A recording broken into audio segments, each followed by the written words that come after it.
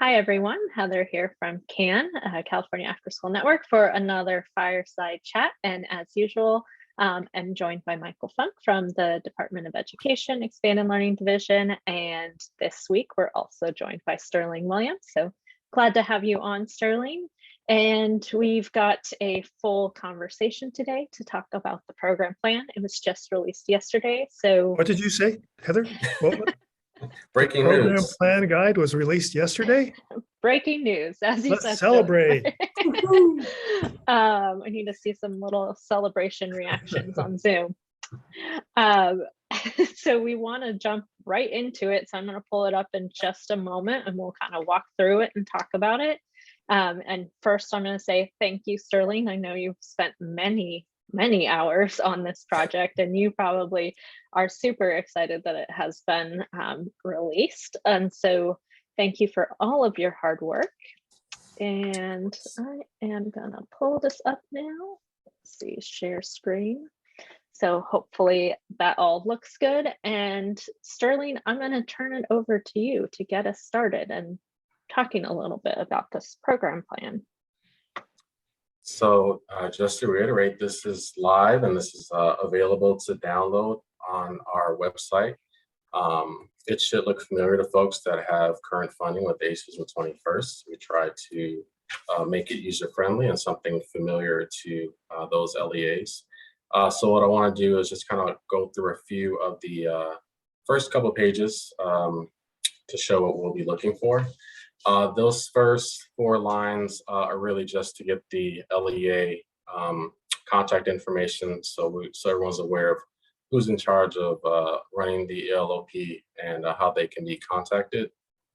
Going into the instructions, it has 8 lines, but we are aware that there are those LEAs with a lot more school sites, and so you can add additional lines when necessary.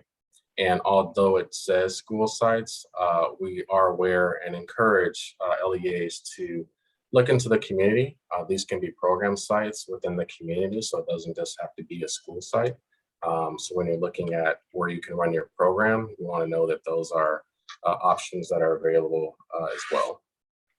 And Sterling, can I just also, technically, I'm not sure someone can just add a line to this PDF.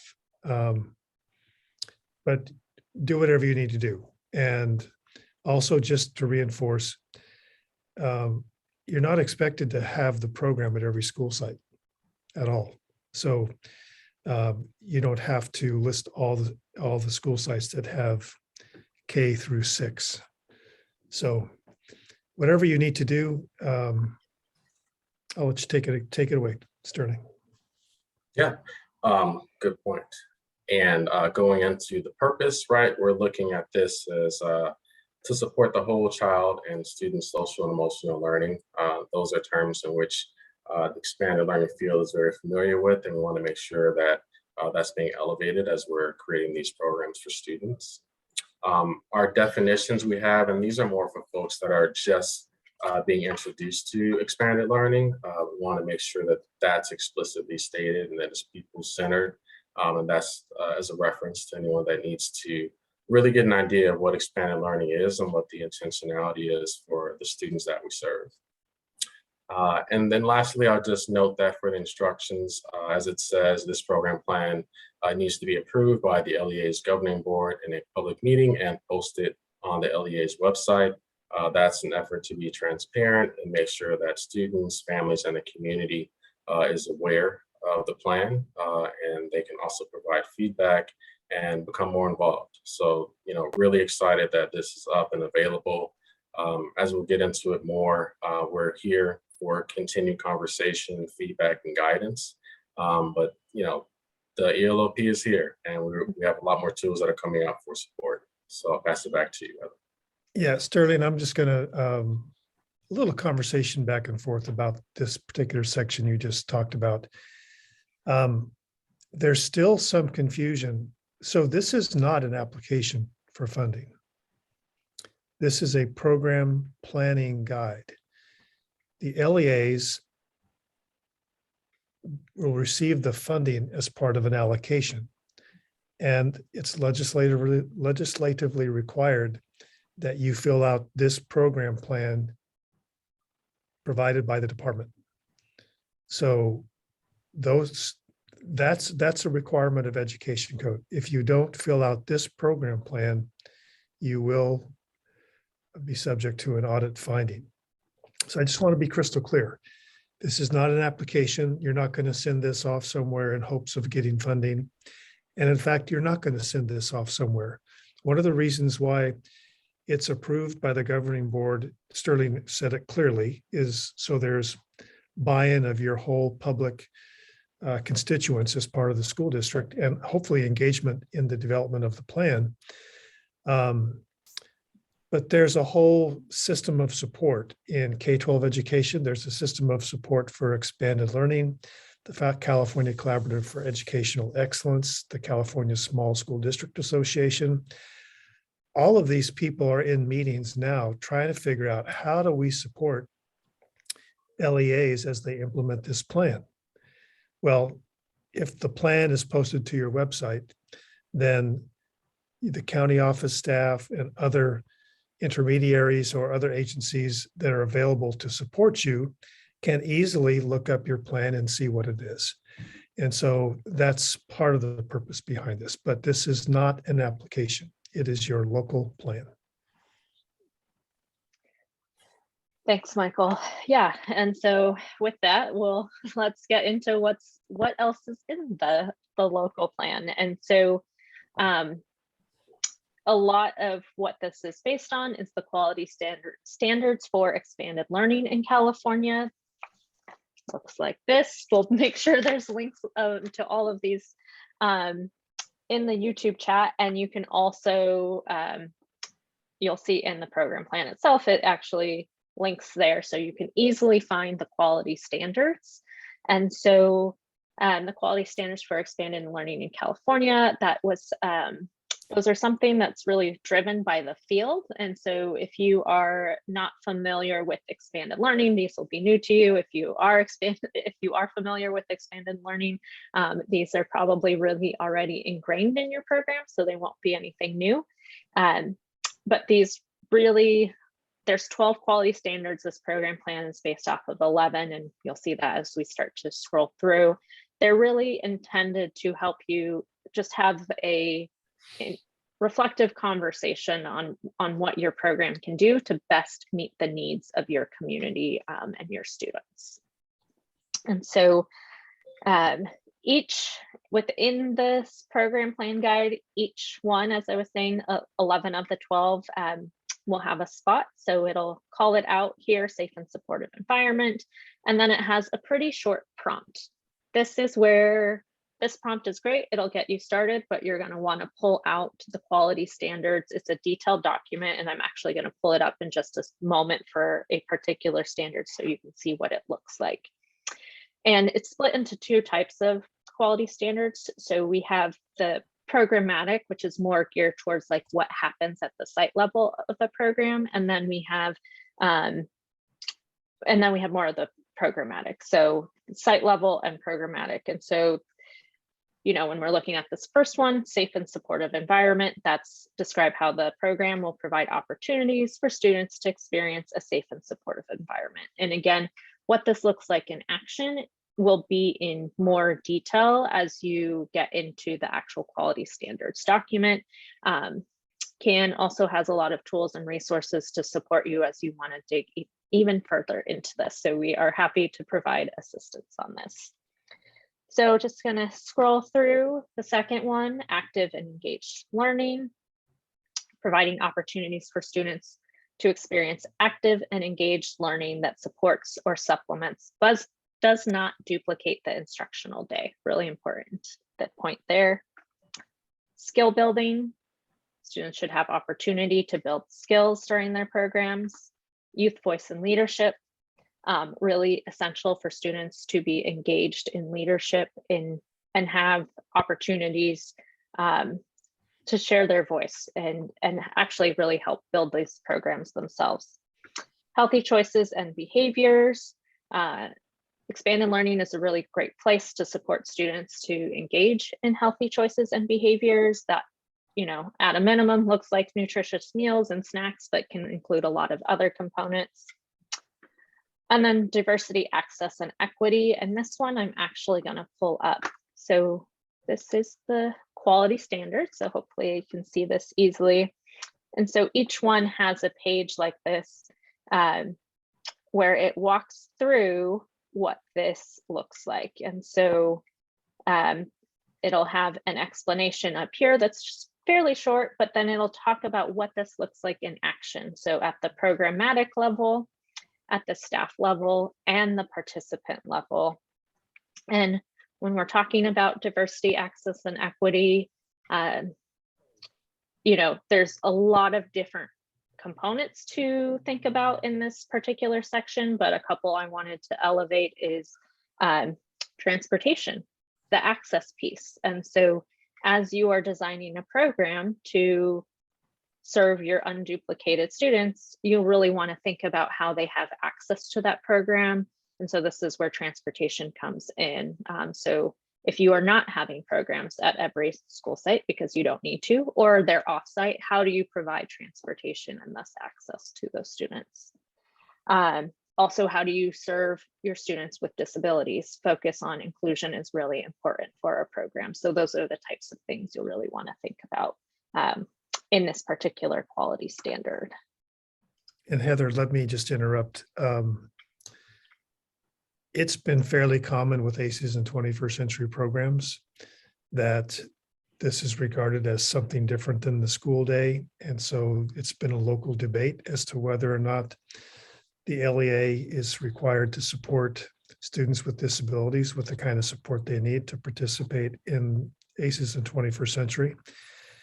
It happens some places and some not, but in this expanded learning opportunities program, this is an apportionment.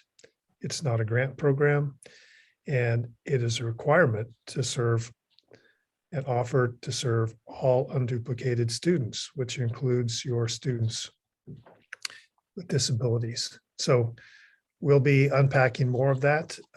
We'll be doing some workshops and presentations, including our folks from the special education division here. But I just wanted to amplify that point. And if you come from an ACES 21st century, well, that's just a grant that happens after school. This block of 9 hours is considered where all unduplicated students have access to services and must be supported. So that is a change. Thanks, Michael. Yeah, very important. So I'm just pointing out, this is a small box on one page that will not capture kind of all of the richness of how you're going to address diversity, access, and equity. So as was said earlier, do what you need to do to add additional documentation to talk about how you're going to be providing access and opportunity for your students. Not to be geeky, but to be geeky and technical. If you keep typing, the box scrolls, so you can put a lot of text in there. Good to know. Good to know.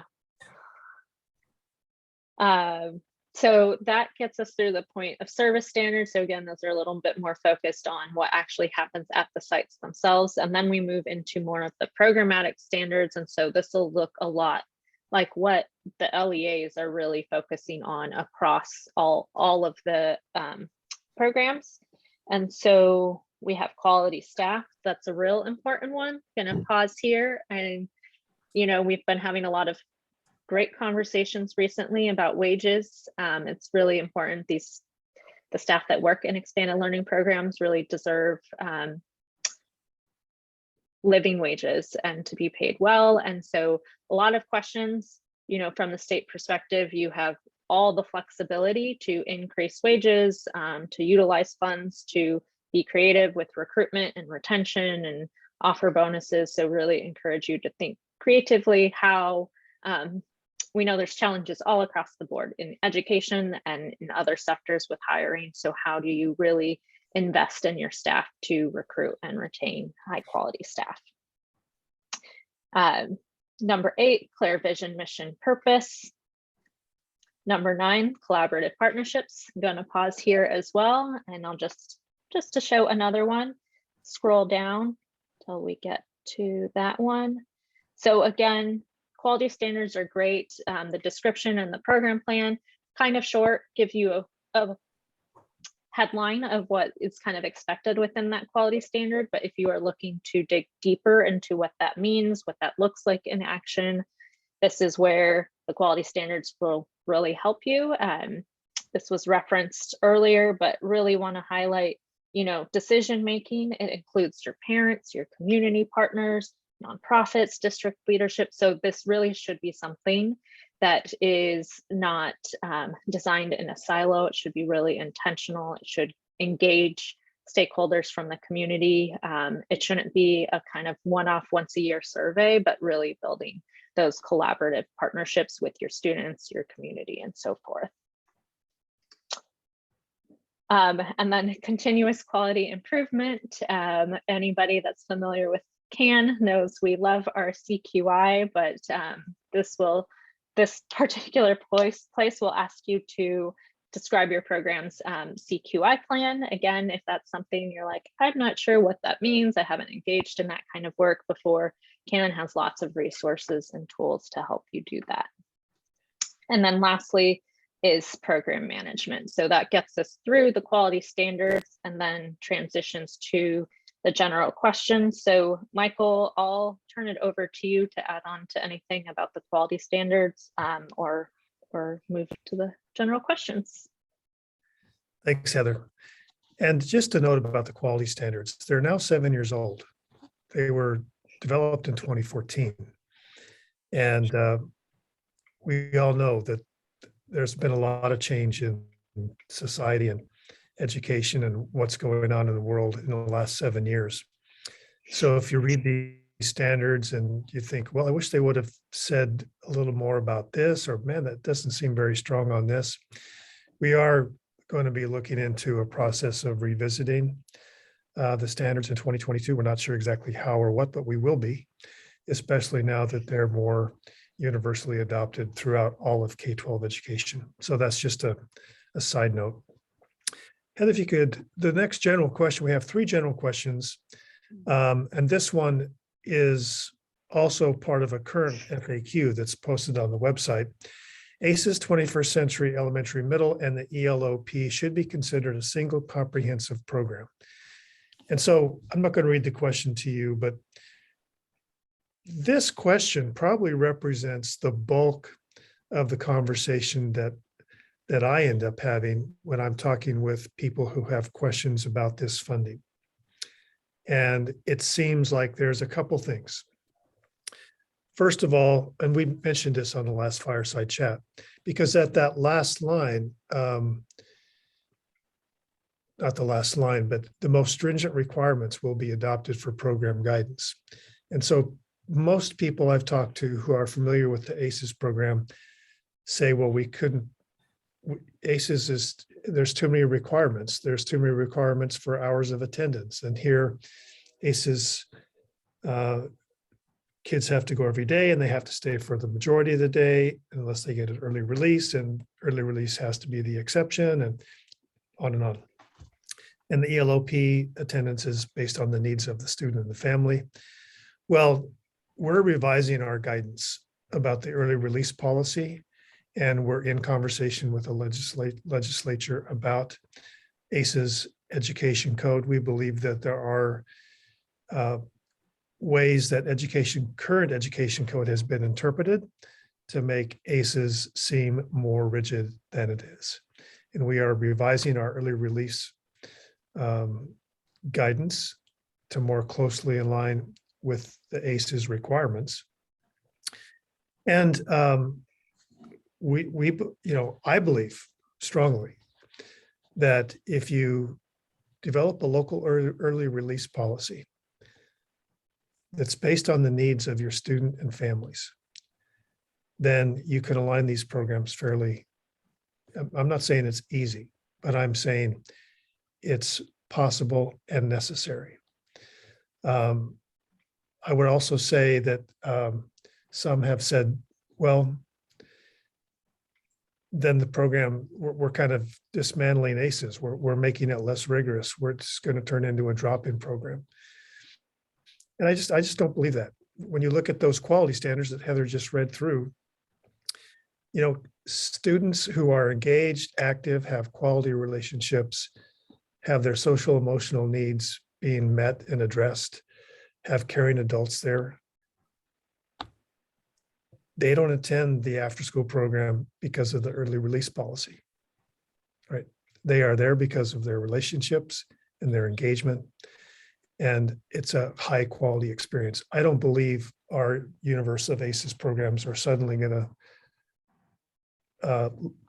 put quality and student engagement in the rearview mirror just because we're aligning more closely and making it more flexible.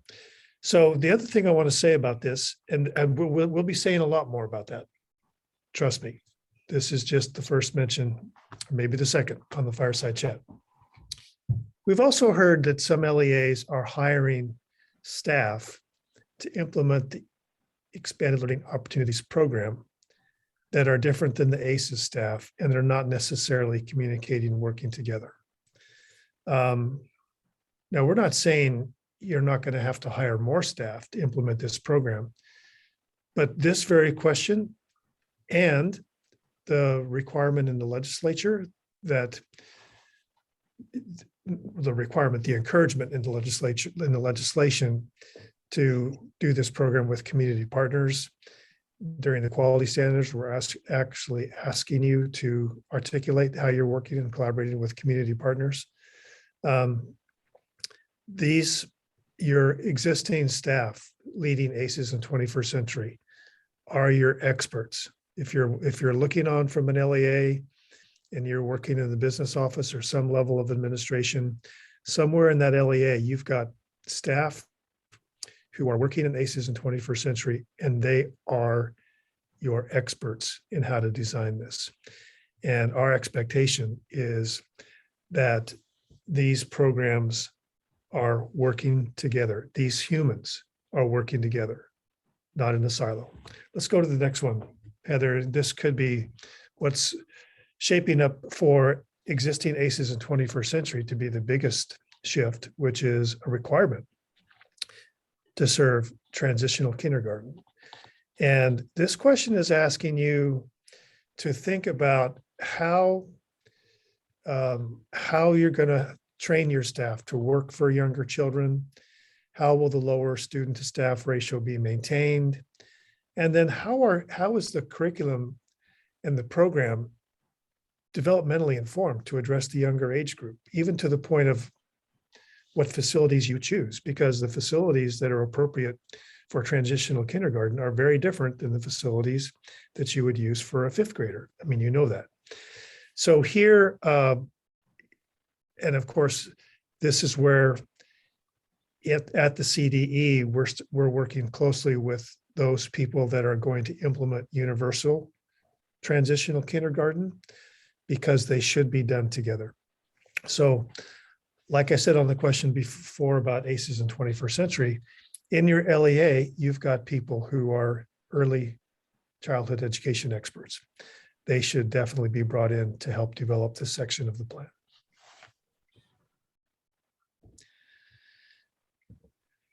And finally, a sample program schedule. It is a sample. We want people, your constituents, we want people who view this plan to be able to get an idea about what your vision is and what your community needs, because you can do a different combination of before and after school with different segments of the day in order to get to the 9 hours. I also know there's lots of questions about the 9 hours, and we'll get to that in a more detailed webinar and workshops and seminars. The point I want to make here is that your program plan can change. Sterling said it right at the start. This is a living document. Once it's approved by your local board, if you get into this, and you probably will, and discover, well, we thought this might work, but it's not going to work, you can update your sample plans. And if it's not a substantive change, you can just update your website. If it's a substantive change in your direction, then it probably should go back to your local governing board for review and approval. And there'll be more to say. The rest of the document is specifically articulating articulating all the different parts of ed code and what is required in terms of the program. We're not asking you to write to these things, but we're asking you to be mindful of them and let these parts of education code inform your writing. And Heather, that's it. Great. Well, I'll stop screen sharing so we can see each other again. And yeah, so thank you both for helping walk through that. And you know, I think, again, Sterling, lots of appreciation for the time and energy you put into this. I know it's a fine balance between, you know, enough information to really provide guidance as people are creating these programs. And we also know LEAs are navigating a lot of different plans and new programs. And we really do hope that as you all are navigating those, to your point earlier, Michael, like universal TK, that's something that should really be thought about in coordination with this. Universal school meals, Expanded Learning is a great partner for that. Even all the funding that's going to be coming out around community schools, Expanded Learning is a crucial partner in that. And so hopefully, hopefully this program plan will strike that balance between giving enough guidance, but not adding the overwhelm to, you know, what we know many districts are facing right now, which I think brings me to kind of my last point is there is opportunity. I know we keep saying this and it's kind of the joke, it's called Expanded Learning Opportunities Program, but there is really great opportunity with this program. And we know this year's hard, everybody's navigating with COVID, it's the first year. This is a ramp up year. You don't have to have this all figured out. It's a living document. We believe in CQI, you'll learn, you'll adjust, you'll shift. So no one's expecting you to have this program fully up and running, you know, tomorrow or even in the spring. And so really using this time to find out what do your communities need, what do your students need, how do you start with what you already have and build on that. You're not going to be audited for this year. You can use funding and roll it over next year.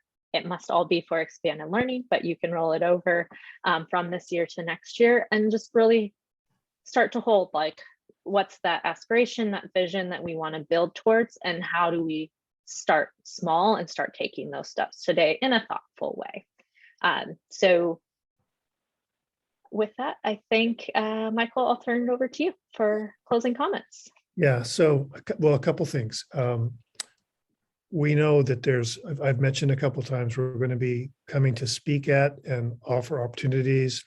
We're thinking about some open office hours where you can just dial in and ask your questions on a Zoom and get some help and some coaching. We have people in the field based in certain county offices and CDE staff that are assigned geographic regions. They'll be there to help you. CCEE is working with their system of support. We're working to build their capacity to help you with this. On December 8th in the morning from 8 to 10, we're making a presentation to the small rural schools of California who have raised a lot of concern that is legitimate about how can we even find staff, humans, to run a program for 9 hours in the summer. I mean, there are some real legitimate concerns that have always been unique to the rural setting. We'll be part of that presentation. It's actually sponsored by the California Collaborative for Educational Excellence, the California Small School District Association, School Fiscal Services California, and now the Expanded Learning staff will be part of that as well. And I believe there's still time to sign up for it if you're interested. It's with the CCEE website. But that's an example of the many places we're going to be. We know, there's not a deadline for this plan to be done.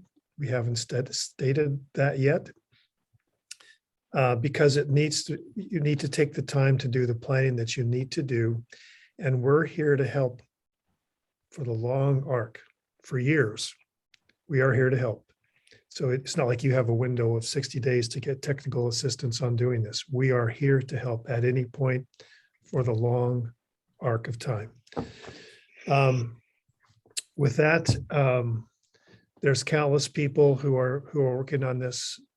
Sterling's taking the lead with the coordination at the California Department of Education. But there's a lot of us working on this, and I just want to be honest, we don't have it all figured out. We're still in dialogue with different divisions at CDE on how to interpret this and that. We're not clear on what the reporting is going to look like in year 2 or 3. We know that there is no attendance reporting and these types of things for year 1, but that's because working with the administration and the legislature, they've said, we've got a lot to work out over the next year to add to this. So if it seems like some of this isn't all X, Y, and Z in square corners, it's not. So we're still working on it. And we just want you to, like Heather said,